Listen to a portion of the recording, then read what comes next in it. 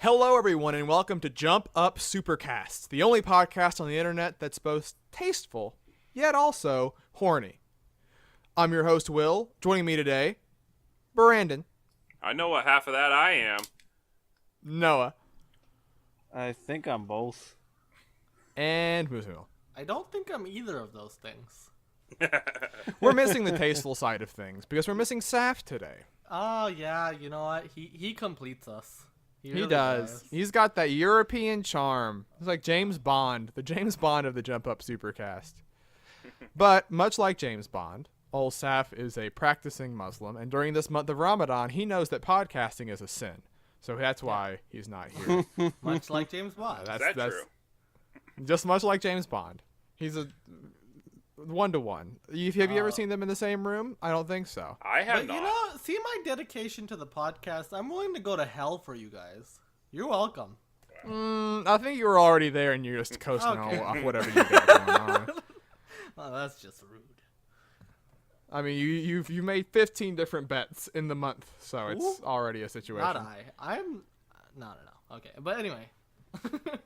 Anyways, welcome to the podcast this week. How are all of you doing?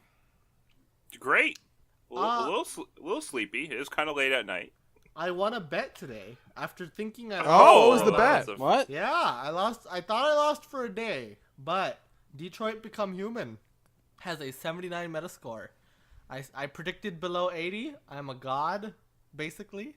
Okay. Yeah. It was not. I'm going to go become a journalist right now to give it an 81 to make that go up. Yeah, well, the Jump Up Supercast is publishing Look, right now their Detroit review. Let It's a me 10 out have of this 10. one because it's about to be bad during E3. I will not have a profile picture of my choice for the next year. All right, so just let me It's have gonna this be- one. We might make it a segment on the podcast, just chronicling Moose's adventures through the bad avatars that he's going to be given for all of his bad bets. It's gonna be nasty. But this week on the internet, speaking of E3, less than 3 weeks away, everyone. Almost Oh 2 my weeks God. away. God, So are we excited. that close? It's And catching up to us. For some reason, I'm not. It's not that I'm not feeling the hype. I just don't feel like it's soon. You know, it's just like it's I don't know. That it's is the like thing. E3 sneaking up on me this year, I mean, in Keep- some way, the month of keep May it. just flew by.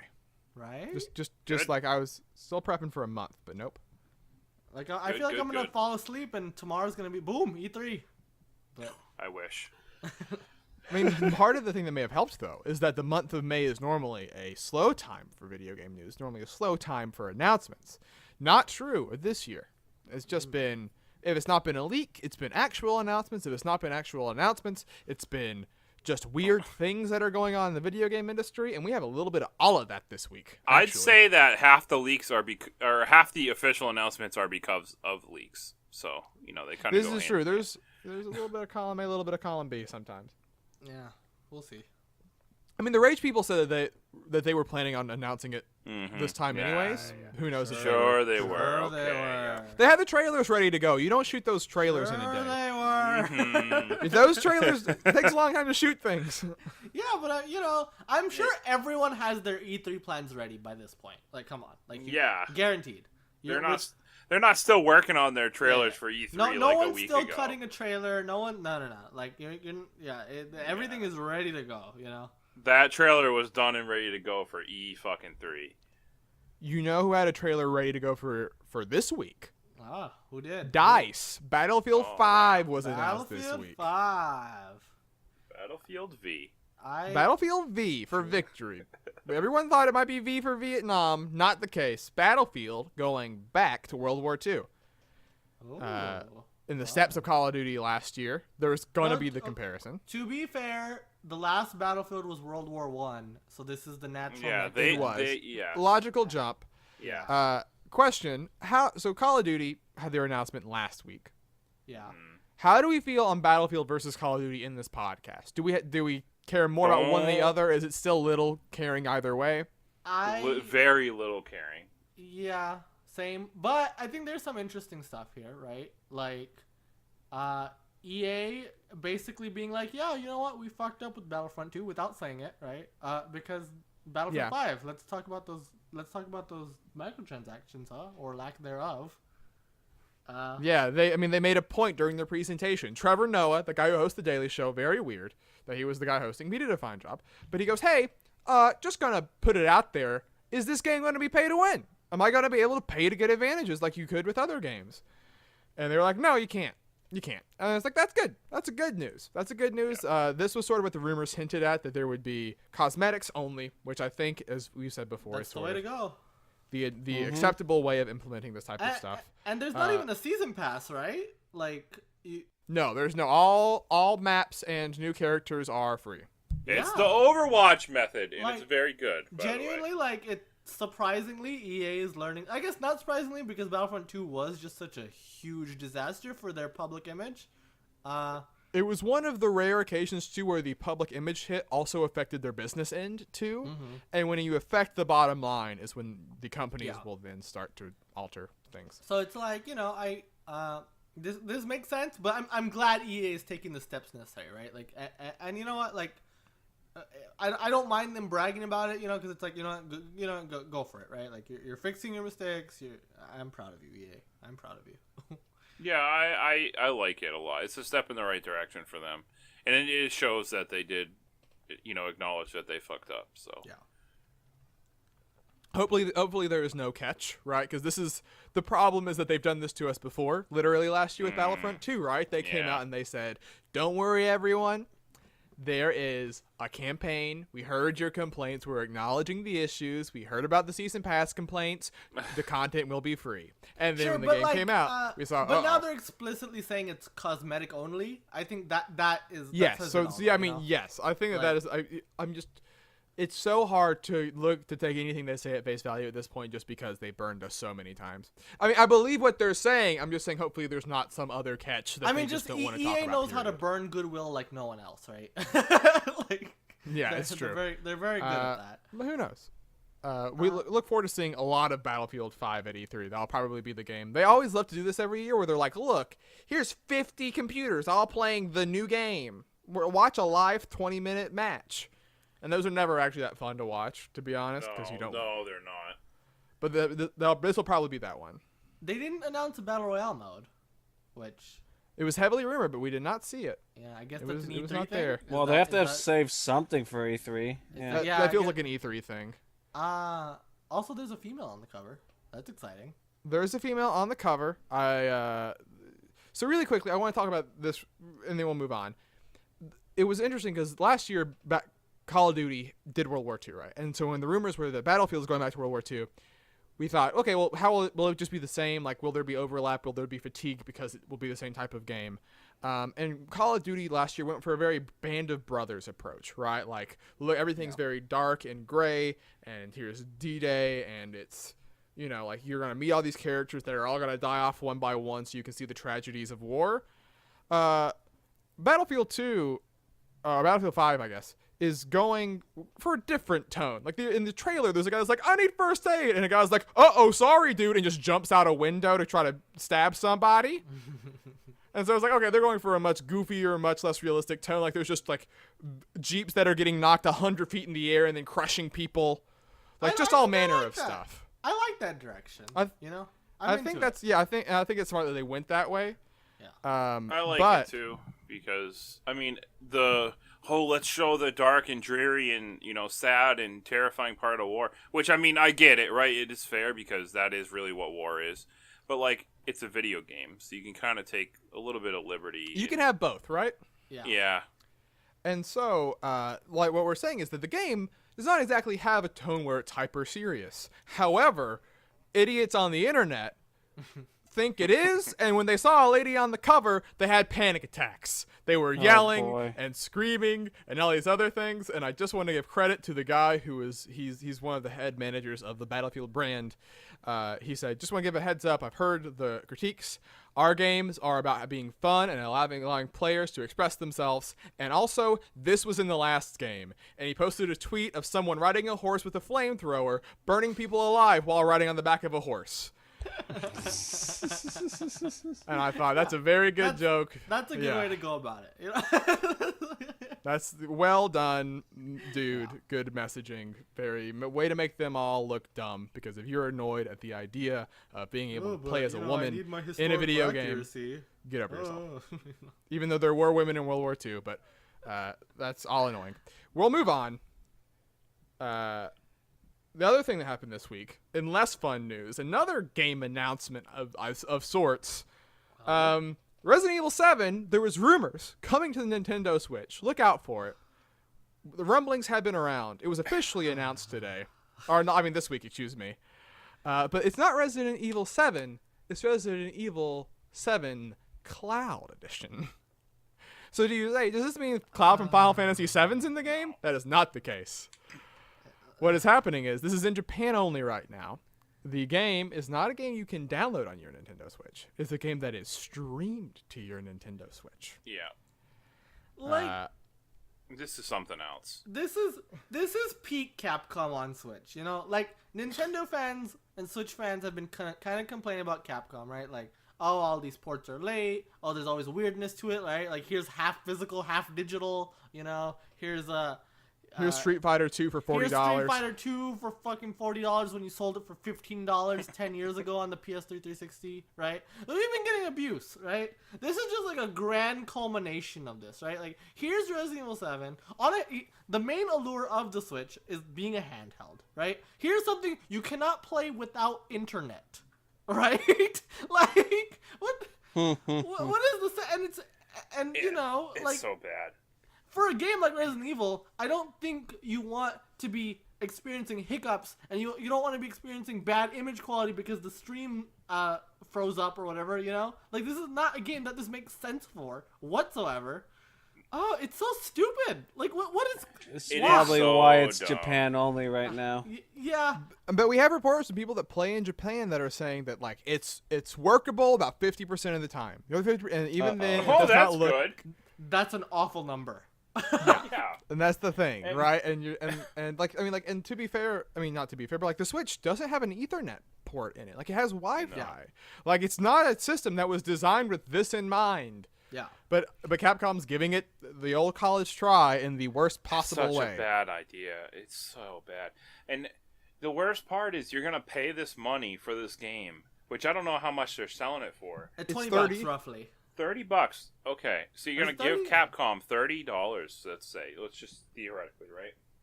You're gonna give them $30 for this is worse than a game that you download because, like, yeah, I have a problem sometimes with downloading games with you don't physically own anything.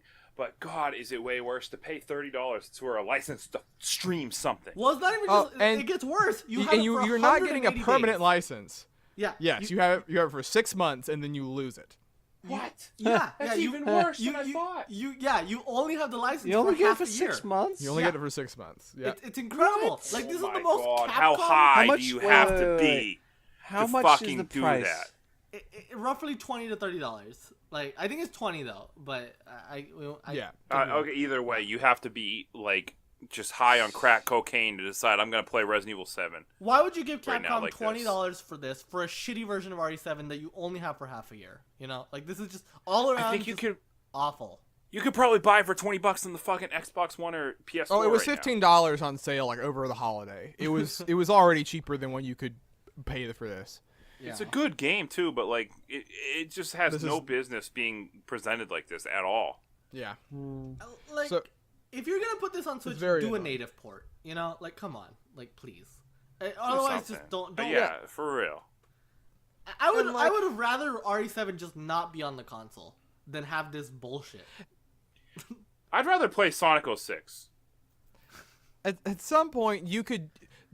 There is a world where this could work out, right? But it's a world that's 5 years down the line. You know, it's a world where the internet everyone has is much faster and more smooth, claim that, right? Though, but that still doesn't make sense for a handheld, though, right? That, like, it's completely missing the Switch's main allure. First of all, right? Yes, sure. I mean, I would say that the biggest catch along the way is that there are games that the Switch cannot run itself, right? I do not believe RE7 is one of those. I don't know if Resident Evil 7 is not one of those, but what I'm saying is that 5 years down the line, there will be games that will come out that the Switch can just not handle, right? That will probably, at some point. And the idea, though, and we'll get to this actually later on in a part of the podcast, that there's the potential idea that, like, you, in the same way that, like, your Vita could run PS4 games that the Vita itself cannot run through streaming. If you can get streaming to work on Switch in an effective way, you can get the Switch games having ports of games that take less effort. You don't have to try to downgrade them. And if the system can't run it itself, you can still play those games on the Switch, right? But this is not that game. This is not the time. This just feels like Capcom didn't want to put the effort in to figure out how to make this port work on the Switch. And so they are doing this incredibly poor implementation of the idea. And I worry that they're going to sour the waters of this for the future, right? That, like, what could potentially be a cool thing is now being perceived as only a thing that is broken. Yeah. And also just not a way to play that game. I just really don't like the idea of paying $20 or $30 to not actually own something and to only own it for like 180 days. Yes, and like that too, right? Where it's like you're paying. It's like paying for Photoshop. You know, like you're paying for the license. It's dumb. Or I mean, like paying for Photoshop is a thing, but you pay for the year or whatever. It's so annoying. But that sucks. That's bad. We don't like it. No. But I guess in better Resident Evil news, today we got some news about a game that Noah himself just 2 weeks ago said was his third-party game he most wanted to see at E3. Resident Evil 2 Remake. We're hearing about it. That it'll be at E3 for one. I mean, now these are rumors, so grain of salt, always and forever. But generally, people that have a decent track record. So a few things. This is the first Capcom game that it was designed for 4K as the norm. So all the textures would be at native 4K resolution and downgraded rather than the opposite. They said that the game will be have some alterations to it, right? That some things we moved around. The biggest thing, it'll be over the camera shoulder, more akin to Resident Evil 4. But not straight up like that. It'll play a little bit more with the camera angles of the original fixed cameras of Resident Evil 2. Thank God. And then also that... if they do it like that Resident Evil 5 DLC, that's good. Yeah. That's a good example, actually, yes. And that they brought in contractors for people who originally worked on RE2 and RE4. There was stuff about Shinji Mikami potentially being one of those people that was contracted, who was the director. This is all good news. And and that the game will have both Leon and Claire, and that they're adding on new content to make the games, to add more to the game. Yeah, so, they are kind of short. Yes.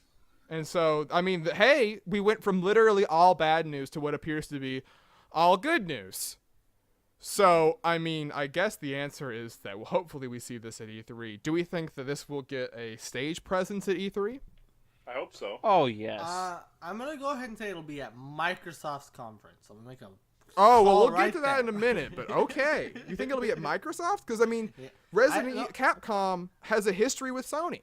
I know the traditional wisdom would say it would be at Sony's, but, you know, I'm going for the wild card here. Resident Evil 7 Kitchen became Resident Evil 7 at Sony. All I'm saying is Monster Hunter World was at Sony. Wasn't Resident Evil 6 at Microsoft? It was, but that was a different time. But I'm just saying Microsoft... That was when they were the market leader. Microsoft has a... We'll talk about it later, but they have a long conference this year, and not a lot of first-party content. Not a lot of first-party content, so... You know, maybe less than we already think there will be. So. You gotta fill they gotta do something to fill time. You gotta fill that 2 hours of something, is all I'm saying. Yeah. So... I mean, I guess I don't know if there's any takes on this besides cool. I'm excited. I guess can I ask, as someone who doesn't have much history with Resident Evil, especially I want to ask Noah, I guess. Like over the shoulder. So this game was not that before, right? How does that make you feel? Yeah. You know? I mean, it makes me worry because I want it to be with the classic camera angles. But if they find some way to implement both Resident Evil 4 over the shoulder cameras and the classic angles, then I'd be satisfied with that. Okay. As long as they still have some sort of form, like Brandon said, a perfect example would be an option like they did in Resident Evil 5, the DLC. if you like check the door, because you're Chris and Jill, and you go back to the mansion in that DLC, and if you check the door 3 times, then it changed the camera view to classic camera that's view, really cool. which is this fixed camera angles. Yeah. I really love that, and I really hope they at least have that addition in the game. Yeah. But if it's just, It's yeah. it is. This is what I'm thinking. It's just as much as Resident Evil purists love the old school Resident Evil style, and it was great. It doesn't really hold up that well. It doesn't. Like, people will probably fight me. And, oh, no, it's the best. No, it really doesn't hold up. Okay, there was a lot of issues with it, even back in the day.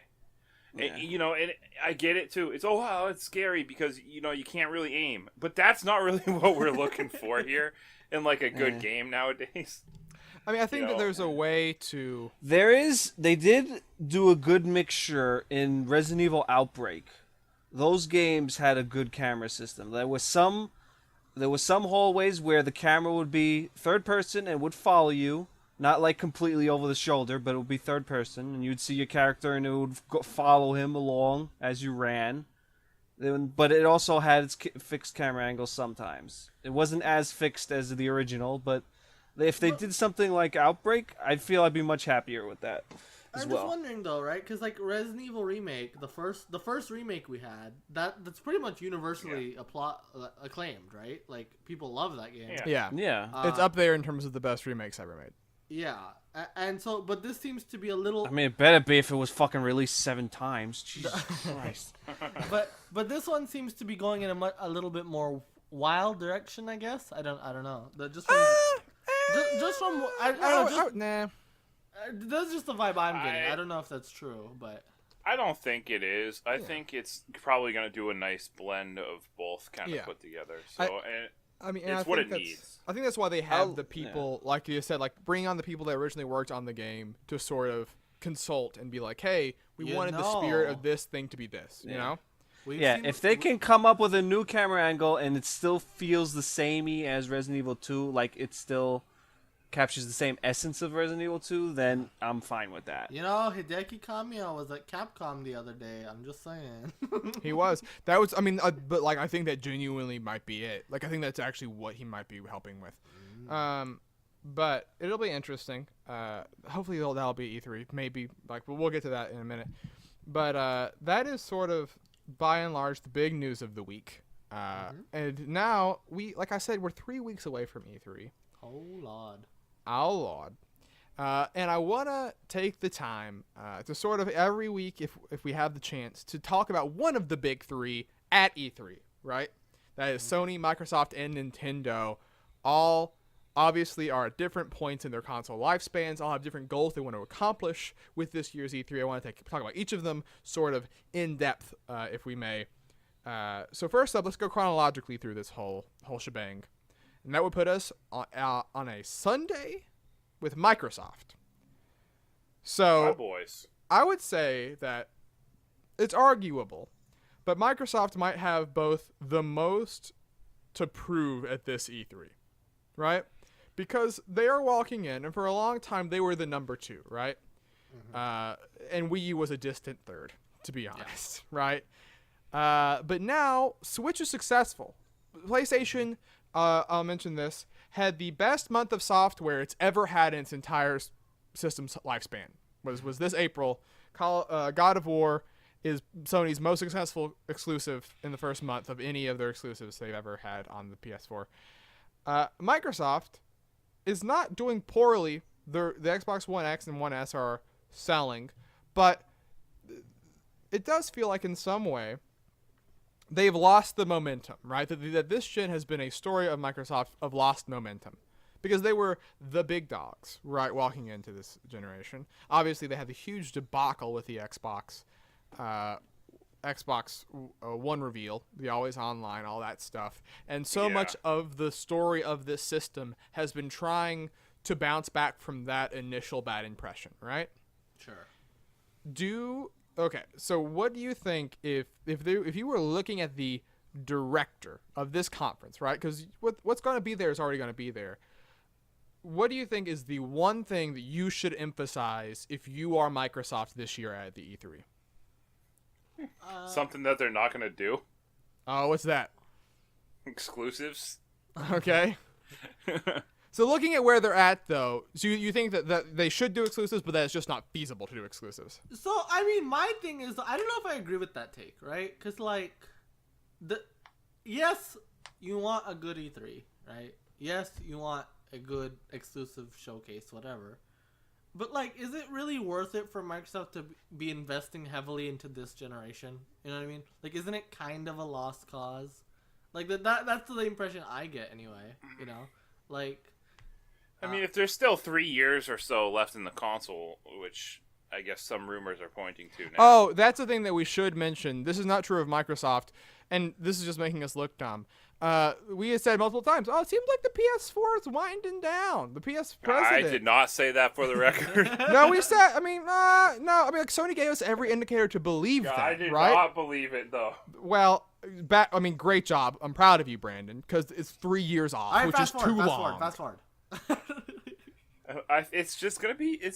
Even with 3 more years, I think it's still shorter than the last generation. Not So true. It everybody will be calm longer in 3 years. It'll be 1 year longer. But you know what? It'll be 8 years. So that's the Sony chief, the Sony Interactive Entertainment chief saying that. Which Yeah. you know, well, last generation seemed like 20 years.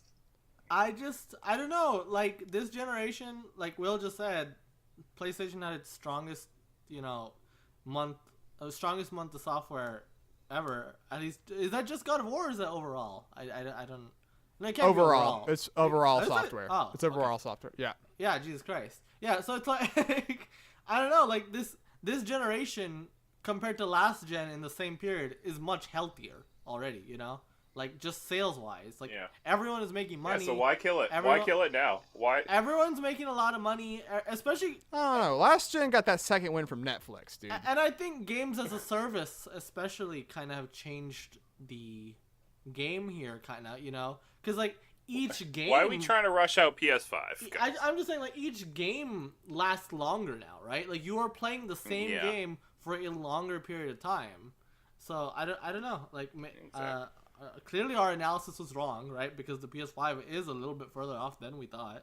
Excluding Brandon. It's one of those things, though. It's one of those things, though, where I don't feel bad making that bet. It's one of those things where, like, you lose the bet, but, like, man, every night you made a smart one. No, but I'm just saying, I don't know if our analysis of that's a bad thing to come later is wrong. I will be bored. I'm already kind of bored of the PS4. Okay, I'm already kind of ready to move on. I'm like, give me it. Give me Days Gone. Give me Ghost of Tsushima. I'm done. Yeah, I'm done. This thing, when I turned on my PS4, I was not impressed for my PS3. No. I'm ready to move on. I don't know if anyone's really clamoring for a new box right now. Like the Xbox One X just came out. In 3 years, you will be. In 3 years, you will be. Sure, in 3 years, fine. That's when it's coming, that's when it's supposedly. coming out. But right In now, 2 years, you will be. But this is not good. Microsoft, who just released the most powerful console ever. Should they talk about that? Yeah, and you know it's a cool thing, but it doesn't. It's not like making people showcase it. Okay, Showcase so are it we going with back to an Microsoft, exclusive or what are we something. doing? I'm very. We're back on Microsoft because we spent. I mean, this is the story of Microsoft this generation. Is what we just did, right? We talked about them for a minute, and then we went to Sony and the next thing they're doing. That's just the thing, and it's Microsoft's job to change that, right? And in my mind, they have 3 things they could potentially do, right? One is that their exclusives have weakened a lot this generation. They just have, right? Maybe Forza, Halo, Gears was not the thing for us last gen, but in the market, Sea of Thieves tried to make a thing. Sea of Thieves tried to make a thing, but it was one game. We have State of Decay 2 came out. That was an exclusive that made no splash, right? Though they did announce it has 1 million players already. Well, I mean, Game Pass might help with that, but it's still an impressive number. Game Pass still an impressive number, but still, like, And then we have reports today that Crackdown 3 might be pushed to 2019, and that game I is would in laugh a a lot. rough development That's process. that's bad news. Is it but- literally just like they don't want another Scalebound-esque story where they cancel it? Because like it seems like game is primed for cancellation. Jesus Christ! This game was announced in 2014, and you're telling me, and it had an actual release date last year, and you were telling me that it could be delayed into the next year?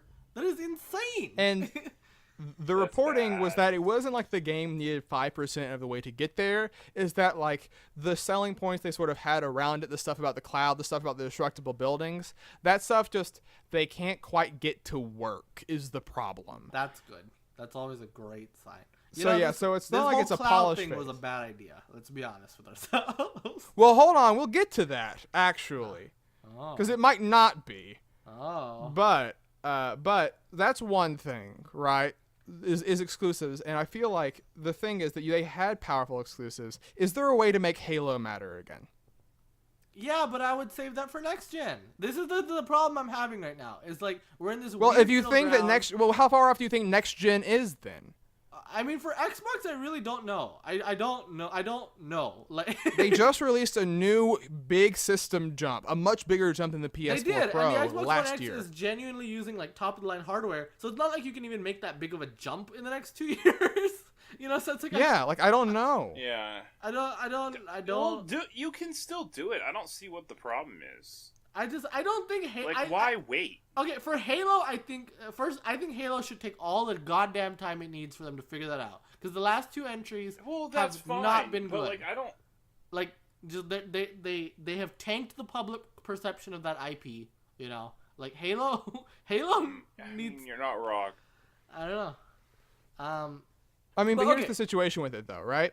Yeah. Is that they if what we've said about the backwards compatibility thing, right? Mm-hmm.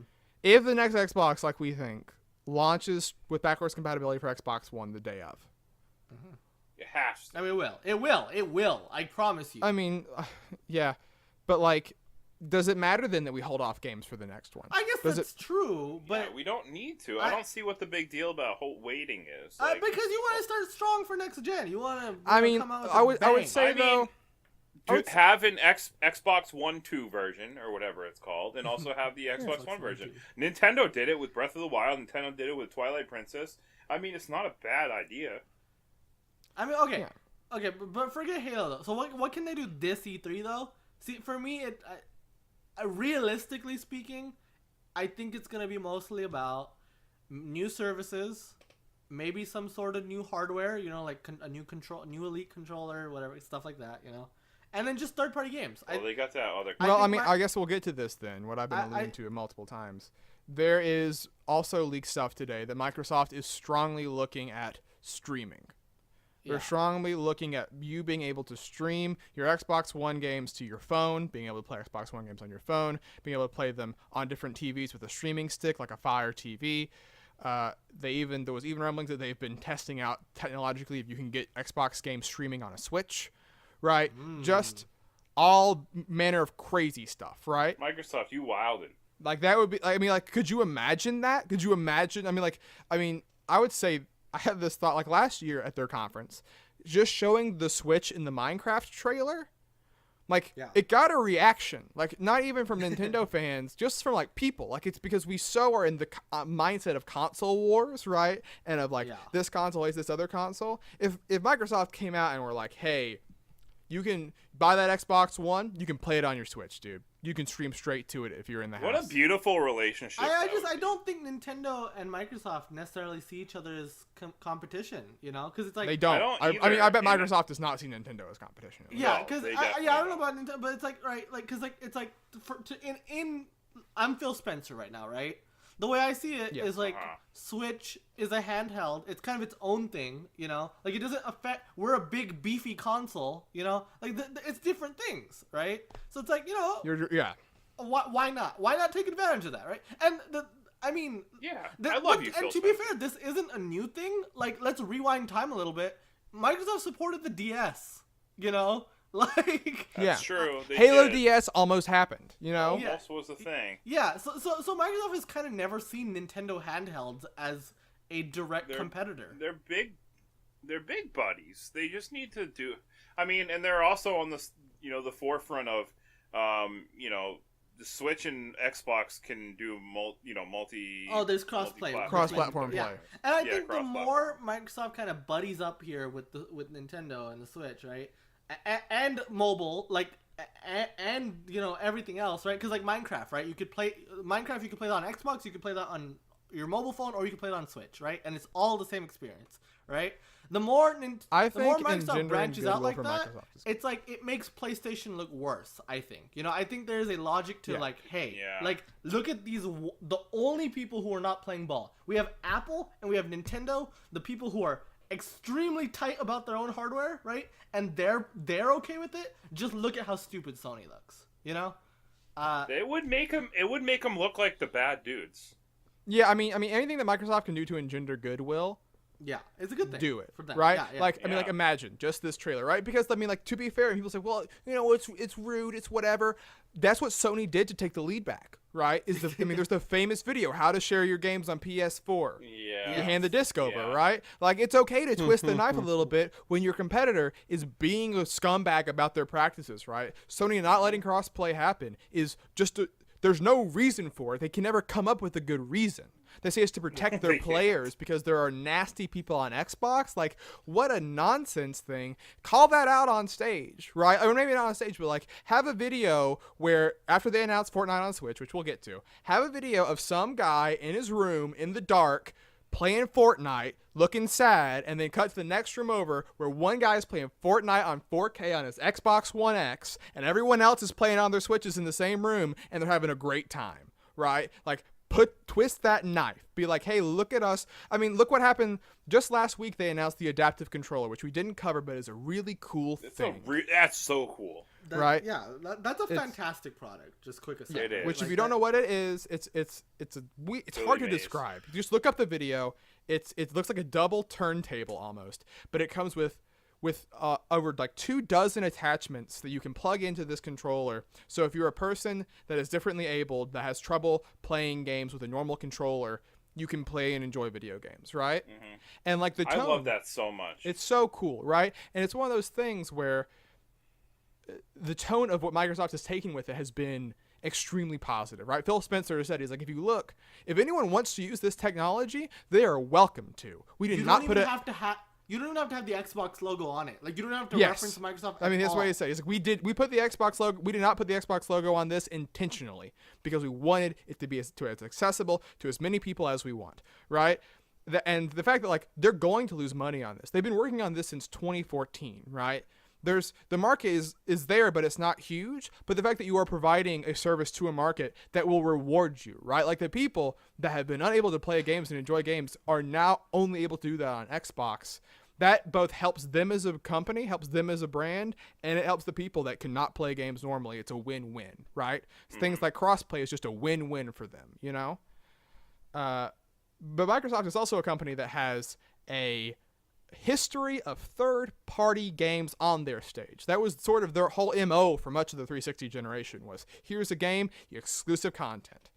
So my question is, Moo said one earlier, which is Resident Evil 2 Remake. What are other third-party games that you could see on stage at Microsoft that you feel would make an impression for the brand or for Microsoft themselves and the Xbox? I mean, I'm going to use the Walmart leak and kind of wild out here. Final Fantasy VII Remake. Boom. Show it on that Microsoft I would stage. show, while you're at it, show some Kingdom Hearts 3 while you're there. That's why one of mine was Kingdom Hearts 3. Yeah, like I just think, show those games that you don't have on Xbox normally. I mean, rewind back to 2013, right? The two biggest games of that show were Final Fantasy 15 and Kingdom Hearts 3, and they were both on Sony stage. This year, if Microsoft shows Kingdom Hearts 3, and they show Final Fantasy 7 Remake, that I think that makes waves, especially FF7. Holy shit, right? If it's got exclusive content too, my goodness, we will. I wouldn't go that will far. think the world's coming to an end. I think Yeah. I would think the world is coming to an end. the issue there is there's this weird perception when Microsoft does exclusive content where it's like, oh, anti-consumer, blah blah blah. So I would stray away from that personally. I don't know. I mean, like, wasn't the Resident Evil 7 demo only on PS4? I guess that's true though, right? Yeah, and like I Destiny. mean, like does stuff it like with that. Like PS4 Sony's too. got it. Like Destiny did that with PS4 a lot. Like, Oh yeah, they do it all the time. Call of Duty did it recently with But PS4 for whatever as reason, well. when Xbox does it, it's kind of led to this weird conversation. I don't know. well, it's a carryover from last gen essentially, right? Yeah. Because they did it a whole lot last gen. They did it with Tomb Raider. Yeah. Another one I had also from the Walmart leak. Maybe not one that's as big with our circle, but I think is going to be a big game. Splinter Cell's coming back probably. Oh, that would be a good one to show. Though I don't Getting know. it on You don't think I Ubisoft? think Ubisoft would keep that to Yeah, I was themselves. gonna say you don't think Ubisoft would want to do the reveal themselves. I mean, no. but like if you're Microsoft, come to the table, right? Like, Last year though, the reveal of Assassin's Creed Origins happened at the Microsoft conference the day before. You know? Yeah, that's They true. said Metro we'll show got you- its first gameplay at Xbox. We'll show you more at our conference tomorrow. But like Xbox got the reveal of Assassin's Creed Origins, right? I think another one would be That's true, Cyberpunk. yeah. Cyberpunk, I think, is one that's guaranteed. That to was probably my happen. last one. Yeah, Cyberpunk Yeah. 2077. Which is- Show that. At If the you've Microsoft forgotten, stage. it's a game. If you forgot when that game is, Cyberpunk was a game announced back in like 2013, before the PS4 and Xbox One launched, by the Witcher 3 people. And it's surely got to be coming sometime soon. I mean, to be fair, we kind of knew it was a way off because they told us, "Hey, our priorities Witcher 3. Yes. This will happen Yeah, after of course. Witcher 3." But But what I'm saying is, like, now might be the time and the place, and Microsoft might be the thing. Yeah. If it's one of those things again where I would talk about leveraging what you have over Sony, right? Sony right now, they're feeling themselves, right? They're feeling themselves at E3, tad. right? They're on stage and they're putting up orchestras and they're putting up their games, right? We're putting up our games and we're putting up one other game basically, right? Like that's sort of what they do. Last year it was Monster Hunter World and then just a bunch of first party games. and then just the year Destiny before- and Call of Duty, right? Like, And the Destiny, Call of Duty, right? Yeah. And I think that like if you're Microsoft and you say, like Moose sort of alluded to earlier, they might have their longest conference ever. It might be 2 hours this year, is the rumblings. Get people at the table. Companies want to have their game be on stage at E3.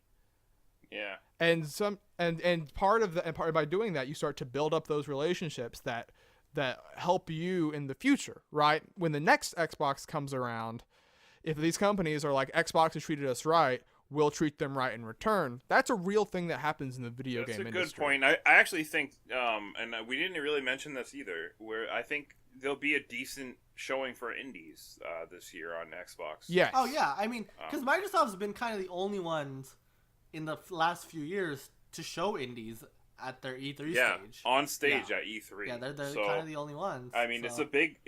it was just super fucking cool. Like Cuphead. I mean, I know they published that, but they also show a lot of indie games. Like they have Yeah. a sizzle reel usually. And it's funny because it's a very early PS4 Sony move, right? Like Sony used to be the people that would do the sizzle reel. Yeah. They cut that out entirely. Pick up that space, right? Like do the things that they are not doing, right? Instead of trying to just imitate them. I think just the best image for Microsoft at this E3, right, would just be like, it doesn't matter if they're exclusive or not, but just, show that this is the place to play games, like here's just a bunch of games you care about because we care about the gamer, right? Like that's Yeah. our focus. And Yes. yeah. And when they're on stage, just be like, I mean, because we talked about the Xbox One X earlier, I would just have Phil Spencer come out on the front at the beginning, and don't have it in every single time playing on Xbox One X. Just have him come out and say, everything you're going to see today is on the Xbox One X. We're not going to mention it again because we think that you'll be able to tell without us telling you. Oh yeah, make it clear, Yeah. like these games are just incredible on the One X, And I think Cyberpunk will be a great showcase for that, and I think maybe FF7. That's probably a long shot, but at least like stuff like Cyberpunk, right? Like I do think that's gonna be Yeah. a big deal. You're gonna and if they're still hyped for it, even something like Anthem, right? Yeah. Yeah. So I think that all of that, we actually had a lot more to say on Microsoft than I thought we would. I have one thing to add. Okay. I just want to see the last thing they show is a Smash logo Oh my god. with Banjo-Kazooie Brandon, and Super Smash Brothers. I said this. I said this to Moose like 2 days ago. Could you I imagine? rolled my eyes back then too. You just hear bop bop bop bop bop bop bop bop, and you see, and then it just goes. It fades out. You see the Smash logo, and then it goes. See more on Tuesday, right? Just fully like send people to Nintendo's conference, right? Fully align yourself with that. Just do it. You know? Imagine? That'd That would be the biggest thing. That would be the best. It would be shit. so good. I would be so into that. I think the video game world would be so into that, Yeah. right? Like, I think even Nintendo fans would want to buy an Xbox now. I wouldn't go that far, but Well, maybe. I right? mean, I bought an I mean, Xbox if- One S for if you're Moose so I could play tying it Banjo. in with the new Banjo, sure, maybe I guess. But like, Oh, that's another thing. I mean, this is the era. I mean, we're getting Crash, we're getting I Spyro. think this is the Surely perfect time Banjo's to do somewhere. Banjo. This is the perfect time to revive Banjo, I think. Can you imagine they do a Banjo remake trailer, right?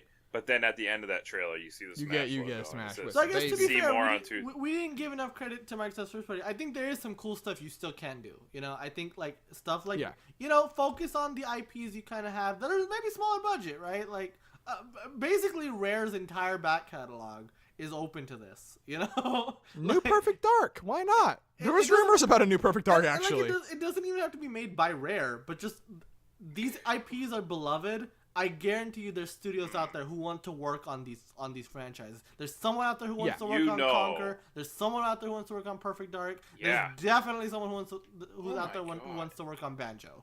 Give it to an established like indie studio. Give like Conquer to somebody who knows. Hell, That Super they'd be Lucky's into it, Tale right? guy. Give something to them. Battle Toads. You know? Yeah, sure. Bring back Battletoads. Battletoads. Why not? I was wearing a Battletoads shirt all day today. Yeah. Also, I mean, I guess a thing that we probably should expect because it was in the Walmart leak. Gears of War 6 was there, or 5. 5. Are we on 5 or 6? 5. 5. We're on 5. Calm down. So we're like, okay. So I mean, who knows? I mean, like, that's the thing is that like, do you think that? Oh, well, I mean, we're gonna see I a guess Forza. I should. Can we touch on this? Just a rumor I read on the internet. Grain of salt. Grain of Gears. salt. There's supposedly a Gears spin-off in the work. Not Gears of War 5, but a Gears spin-off. Gears Battle Royale. That no. It plays like XCOM, and it's like what? Yo, Ooh, Yo! I'm into that. I'm That's kind of been a into while. that actually. I can imagine it exactly. I mean, the locust and like coming from the ground, that whole thing, like that Yeah. works perfectly for that. So that's a rumor swirling around on the net. So I mean, Halo Wars also happened. yeah, so it wouldn't be the craziest thing, right? Like, so, yeah. Dude, I would play the shit out of I like, think Gears. that should be the direction kind of Microsoft goes in for their first party. Like, obviously smaller budget stuff, but stuff that like people are gonna be into, you know. So I think Yeah. that's perfect for Microsoft right now. Yeah, I like it because I mean, Nintendo and Sony have both sort of come out and sort of set expectations for what their conference is, right? Look forward to the 4 big games that Sony look forward to 2018 primarily at Nintendo. This is Microsoft, who knows? All I've said is that we're doing a very big conference. We're doing the longest conference we've ever done. For all we know, they could be blowing their load for the next 5 years. You know, we'll see. We think. I mean, who knows? We'll see. But it's still exciting. I'm way more hyped for Microsoft's conference than I was when we started this conversation. So that I think works as designed. But you know what else I'm hyped for? What are you hyped for? Brandon's game. Oh shit. Oh my god. Last week, It's time. Brandon, what was your game, Mooseville? It was about file sizes. File sizes on size. the- Brandon could gauge the size from a distance. He could see how much girth each game had. He has a trained eye for that. That's true. And now he gets to make his own game. He almost clean swept last week too. But anyway, Did I? No, he didn't. it was close. It was like 4. It was like 2. It was like 2 to 3. It was like 4 to 2. 2 to 4. The 2 to exact 4, score whatever. was 2 to 4. If I had been brave, whatever, it's fine. Okay, alright. The point is, here we are, Here we are. and it's time. So you know what comes out today, actually, Today. in movie theaters worldwide. Oh no. Oh no. It's this little thing that you guys might know of called Star Wars, Oh. and the movie Solo. You know, people are excited about it. Star Wars. It's a yearly franchise now, but people love Star Wars. I love Star Wars. A ton of people for good reason. Star Wars is great, and to celebrate we're going to do a little tie-in Star Wars video game trivia here. Oh boy. So I hope you know a few facts about Star Wars video games. And if you don't, somebody might get 1 point and they'll win the whole thing. It doesn't matter. Oh, we're here no. we're here to have a good time. We're going to learn a little bit about Star Wars video games. Okay. I'm excited. All right. So, I'm gonna start off with what I think is an easy one. What was the name of Darth Vader's Sith Jedi apprentice in The Force Unleashed? Bam. Can I buzz in? All right. So no, we're gonna go in order. Okay. All right, and Will, you're gonna be last now Okay. Fuck. because you buzzed in first. Yeah. Oh, I know We're gonna start with Muzzy. It's like Star Killer? I'm gonna go with Star Killer. I don't fucking know. I think I'm bullshitting. Okay. Well- All right. Star Killer. Noah. Wait, which movie? The Force Unleashed. It's not a Video movie. game. It's a video game. Oh, It's called Star Wars: The Force Unleashed. This is about video games. That's what we do here. I have absolutely no idea. What's a cool sounding name for a Sith Jedi apprentice for Darth Vader? A princess? Now that I think about it, maybe his name should have had Darth in the name. I'm feeling regrets. Darth Walker. No. I don't know. Darth Darth Waka Waka. from Final Fantasy X? Plays Blitzball? Oh wow! Wow. All right. And Will, what is your answer? I have a little fun fact, by the way. Okay. But after this, his name is Star Killer. Oh, shit! Star Killer is correct. His name, Muzzy, you got it right. His name is Star Killer. But his first video game appearance was not in The Force Unleashed, believe it or not. It was another video game. Gasp! Well- Wow, Will with the extra fact. Yeah, it was Soul Calibur 4. He was the Oh, I knew third. that, He was the actually. third guy. Yeah. It was Yoda, Yeah, Darth right. Vader, and Star Yeah, Killer. that's right. That's true. What a dumb You're name. right. Star Killer. I was like, I thought his Okay, name was it's just very the edgy. apprentice. it's funny that I He got was it also right, went 'cause by I was the really apprentice, like, yeah. no, it had to be Darth something. I'm so dumb. But I guess I'm not. Well, No. you did it. All right. Well, moving on to question number 2. What Star Wars Game Boy Color game included a rumble feature? Oh, shit. Not very many Game Boy Color games had a rumble. And you know Pokemon Pinball is one of them. And I think Little Mermaid Pinball also had a rumble. But this Star Wars Game Boy Color game had a rumble. And we will start with Will. Oh God! It was probably for episode 1. Okay. I think Might be my time older frame. cousin had it. It wasn't it like Obi-Wan's Journey or Obi-Wan's Adventure. I'm gonna say Obi-Wan's Adventure. Everyone's Adventure. Okay. Muzzy. Okay, I'm gonna go with the Star Wars game I had. I don't know how many Star Wars games are in the Game Boy Color. I had one though, and yes, it was. There's, I assume, a few. It but- was Star Wars Episode 1, I don't know, it was Obi-Wan something. I'm stealing Will's answer. Adventure. Obi-Wan's Adventure. Okay. I had Great. the game, but I actually had the game on somewhere. But you forgot the name. well, who's gonna remember Obi-Wan's whatever the fuck? Like, I just guessed. You stole my guess. All right. All right. Noah. Alright, I'm not gonna be a Muzzy and steal other people's answers, so I I'll got- just go with oh, whatever. Star Wars Episode 3, whatever. I don't know if it's the game or not. Revenge of the Sith. Yeah, let's go with that. What is it? Revenge of the Sith. Mm.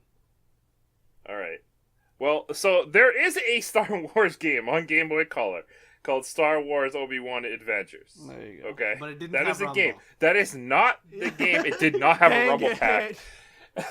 Ah. So you did guess that game right, surprisingly, but the actual answer was Star Wars Episode 1 Racer. Oh my god. Oh, I there's thought another it Episode might 1 be game? Pod Racer. Are you Oh kidding me? man. I didn't. Oh, that know makes more this- sense. Which, That makes so much more which sense. also, bonus fact about Star Wars Episode 1 Racer. Yeah, I love the bonus facts here. Star Wars Episode 1 Racer, the highest selling sci-fi racing game of all time. Suck What? it, F-Zero. Are Suck you- it. Yeah. Are you joking? Wipe I'm out. not Get joking. out of here. Superstar Wipe we out. don't want you. Yeah. I mean, to be honest, it makes sense. Like, it's Star Wars. It's the I mean, Game Boy. Star Wars. Like, yeah. yeah, it's Yeah. sure. That's hilarious. Oh my god. No, well, not that game. The whole, all the different variations of the game. So like the N64, the PS1, Okay, this whatever is a else it was on at the multi-platform time. game. Okay, yeah. It was. Yes, it was. Oh, because that makes yes. even more sense. Yeah. Okay, cool. Yeah, Had but Rumble, still, though, on suck the it, Game Boy Color. suck it, F-Zero. Yeah. It had Rumble, so what a good What a thing. neat thing. Moving on to question number 3. Darth Maul and Jango Fett made cameo appearances in what extreme sports franchise? What the hell? They were playable characters, Darth Maul and Jango Fett, in this franchise. That is not a Star Wars franchise, by the way. I might actually know this one. I'm gonna actually start with you, Noah, because I haven't started with you yet. Oh, god damn it. No. Tony Hawk's Pro Skater 2. All right, you don't have to say a number. I said franchise, so if Tony Hawk's Pro Skater is fine, I'll take that. Muzzy, Is that a sports franchise? Tony Hawk. I mean, I guess it's a sport. extreme sports franchise. Oh, okay. I'm gonna go with Tony Hawk's. Again. Wow, stealing his answer. What a scum lord. Will. Yeah, I think it was Tony Hawk's Pro Skater. Oh, okay. Or but I you're I not think a it was scum- 3 Oh, actually. so stealing answers. What a Actually, scumlord, I think it and was then- 3, by the way. And then doesn't yeah. Okay, well, the answer actually is Tony Hawk's Pro Skater 3 and 4 respectively. 3 Darth Maul, 4 Jango Fett. Ah.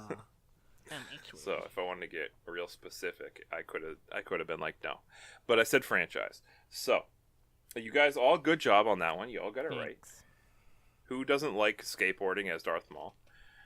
Nice. Next question is, what was the first officially licensed Star Wars game and for what console? Oh shit. Can I go last on this one? No, make him go first. Because I'm pretty Make him go confident. first. is the thing. Make I'm him pretty go confident. first. No, Moose, you should go I know the first. answer. All right, stop arguing, Muzzy. You're going first. God damn it. All right. I mean, I'm assuming it's an Atari game. Can I get points for that? Okay, all right. It's I mean, What game was it? fuck. I'm gonna go with. All right. I'm gonna go with the movie title then. Should I go with what's the second? What's the second one called? I don't remember. I'm really bad. Episode 5. You need to know your Star Wars Episode facts. 5. What's episode 5? What's the name? All right. It wasn't episode 5 when it came out. I Okay, mean, well, it's I don't not care labeled as But according I'm saying, what's the? I'm going with that one though. All right, fine. That's fine. For what Atari system? Fuck, I don't know my numbers. Like 2600. All right, I'll just take it. Okay. Yes, all right. 2600. That is an Atari system. All right. Noah, I'll go with an NES one. what Star Wars game though? Which one? Star Wars Episode 1. Wow, that makes a lot of sense, Noah. Fuck. Will. I'm really upset because I think Moose is right. What? I think it's Empire Strikes Back on the 2600. Oh, that's what the The movie's answer is called. Empire Strikes Back on the Atari 2600. Yes, yes, you guys are both right. Wait, which Atari So was upset. it? Which Atari was it? 2600. Yes. I like Noah's guess. It's episode. Yes, I like Noah's guess. Episode 1 on the Yes. NES. I'm really happy I got the Atari right too. Oh. I'm. Yeah.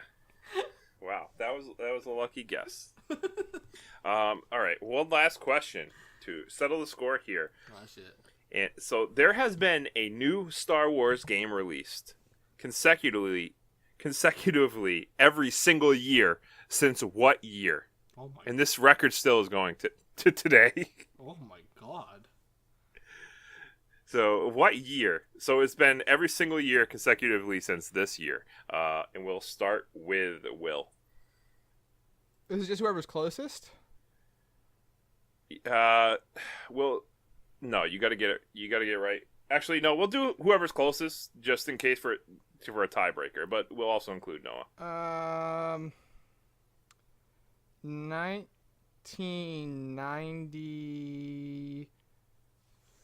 1994. Wait, what was the question again? 1992. The question 1992. 1992. Is okay? Is that your final answer? Yeah, I'm locking it in. Okay, Regis. I gotta be Regis for a minute. Lock it in. Lock it in. All right. So the question is, Noah, there's been a new Star Wars game released consecutively every single year since what year? Oh. I'll go with 93. 93. Oh my god. All right. That was my answer. Muzzy? You just Price is Righted me. I'm gonna go with 1991. I'll go the opposite direction. I'm so upset. I'm so upset. Well, Will, if the answer is 1992, you'll win, but I'm sorry. The answer is 1991. Yes! Muzzy, you got it right off. He wasn't gonna guess it. He wasn't gonna guess it. Why did he get to go last? Oh, man. Well, Damn. yeah, he would have guessed He 1993. said he would have guessed 1993. Well, it's over. Muzzy, you know the most about Star Wars. Good job. Immeasurably angry. I mean, I had no chance. I had no good knowledge of Star Wars. I knew all of them. He just guessed them. Oh, man. Muzzy, you're a Jedi now. I'm a Jedi now. I did it. You're officially a Man. Oh, look Now at I know why Anakin turned to the dark the Jedi side. Master. I now know this is when Anakin was not allowed on the Jedi Council and he's turned to the dark side. I know how he feels. See, I always knew I was the good guy of this podcast. I'm the. Yes, I am the I'm immeasurably angry. I am the Qui-Gon Jinn. You are the Obi-Wan. Yeah. And Yeah. That sounds alright. Will, you are Anakin. I hate sand. And Noah's Jar Jar Binks. Misa, your loyal servant. Well, that was upsetting, but congratulations to Moose and Mill. He gets the final phrase. I'll say that again. Nah. But this comes now to the part of the podcast where we look at the video games that have come out since May 25th, 2017 and before, and we say, where would we put them on the list? Which you can keep track of in the paste bin below. So this week's list, it's come around to Will. Will gets to choose. He's in a real bad mental state for this. But it's fine. So it's getting dangerously close to midnight. So. In my mind, I went through a couple games in my brain, went through a couple stuff that I wanted to do, and I decided I want to look at the DS because the DS was a weird system, What a good system, just strange, right? So much weird stuff. And one of the first times I remember seeing magazine ads for a campaign was the Touch Generation. Right, it had a bunch of games. Had Brain Age, had Big Brain Academy, had Nintendogs.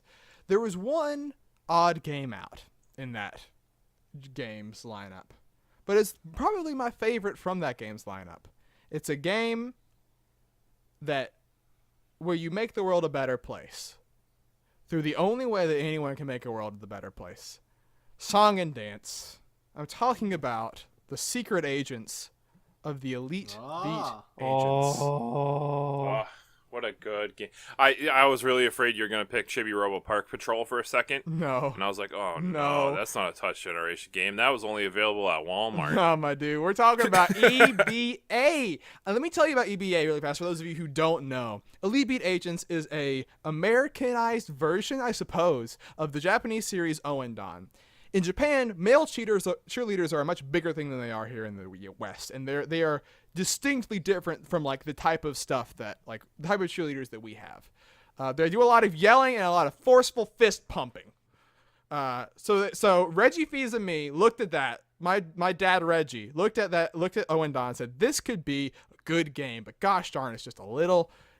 How do we translate this? And they did it in the weirdest way possible by making a secret government agency. Whenever people are under duress, whenever they are panicked, they will yell out, "Help!" in fear. And at that moment, the EBA are awakened and agents are go, dancing to covers of pop songs from the last 30 years. They fix whatever's going on. It can range from any manner of occasion. A girl's trying to figure out how to babysit for the first time. A failed baseball player is fighting a golem in an amusement park. We're fighting aliens in space, and sometimes we get emotional and we just help a little girl come to terms with the first Christmas where she doesn't have her dad. That's the best one right there. And no matter what it is, it's fun. The game is good rhythm design. It's varied. It's funny. It keeps you strung along, and I love it. And that is why, stick with me, everyone, I want it at number 6 on the list. Number 6. Hard pass. Whoa. That's Love this game, but way too hard high. pass. I love the game I too, want but it. that's I want it way at number too 6. high. Let me tell you something. EBA is unique. EBA, there's nothing like it. EBA, you look at it, rhythm games utilize the other medium of music in a direct, tactile way that few other video games can, and EBA is among the best of them. Right? Phoenix Wright is a good game. Phoenix Wright is fun. It's all those things. But Elite Beat Agents, I cried. I cried at Elite Beat Agents, and I don't cry at very many things. I fist pumped my hand in the air when you, at the end of the game, every single person that you helped started chanting, "Agents are go! Agents are go!" What a climax! As the jump and jack flash came on, there's nothing better in video games than that, my friends, and that is why I want it as high as I want it. Well, I like this game, and I hate that you make me do this, but, I would put it below Limbo, personally. What are you on about? I'm sorry. See, It's- I love this game, and I've suggested it to more people than I can count on my toes and hands combined. But I would put it right below Animal Crossing. I'm gonna go right below Animal Crossing. What about Noah? Noah. Well, maybe Animal Crossing is okay, but I still feel like it was a bit too simple, compared to all these other games on the list. Have you played the Like, hard I modes, love- my dude? Yeah, I'm not talking about difficulty. I'm talking about in the game in general. It was very simple. It had a nice it had the story element. Well, story, I guess. Each scenario had a little story going behind it, which was nice. The whole concept of the Elite Beat Agents is funny, and it was a really fun game. But Yes. See, I have a couple complaints, and I agree with everything that's been said so far. Art style's great. The levels are hilarious. The rhythm gameplay is good. These are, I guess, minor complaints, but still. One is it might have been a little bit too short. There could have been That more. game has I think, 25 in the levels game. in it. It went by very quick to me. It just went. I would say that's the I could beat it nature in of afternoon. rhythm games. Rhythm games, by their nature, are designed. You replay the level. I mean, it's like Guitar Hero, right? Has about yeah, but 40 you spent songs more than on it, 25 right? songs, though. No, you don't. I mean, not Yeah, necessarily. Not because there's multiple levels, right? There's multiple things that you replay. You go for perfects. You go for combos. The nature of a music game is to be replayed, right? If you do each level once, you're only yes. scratching the surface. Yes, but it just seemed too short, and some of the tracks I could take or leave. Personally, and also the covers, some of them were very bad. They're not that bad. Yeah, it's some of the covers were just, it took me out of the experience. If it was the original version, I would have had a better time.